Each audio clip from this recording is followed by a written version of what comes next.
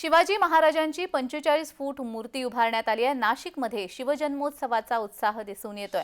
उद्या रात्री 12 वाजेपर्यंत मिरवणुकीसाठी परवानगी देण्यात आलेली आहे। डीजेवर मात्र बंदी कायम आहे। नाशिकमध्ये आजपासूनच शिवजन्मोत्सवाचा उत्साह दिसून येतोय। नाशिकच्या अशोक स्तंभ परिसरामध्ये 45 फूट शिवाजी महाराजांची मूर्ती साकारण्यात आली आहे। तर नाशिकच्या पंचवटी कारंजावरती संध्याकाळी मंत्री गिरीश महाजन आणि माणिकराव कोकाटे यांच्या हस्ते भव्य अश्वारूढ पुतळ्याचं अनावरण होणार आहे।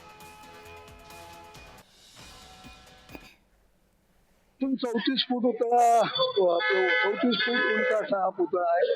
महापालिकेच्या माध्यमातून 1,35,00,000 रुपये त्याच्यावर खर्च करण्यात आला आहे आणि स्टोन वर्क आम्ही वेगळं आणून दिले, म्हणजे जवळपास 1,50,00,000 हा पुतळा पडलाय।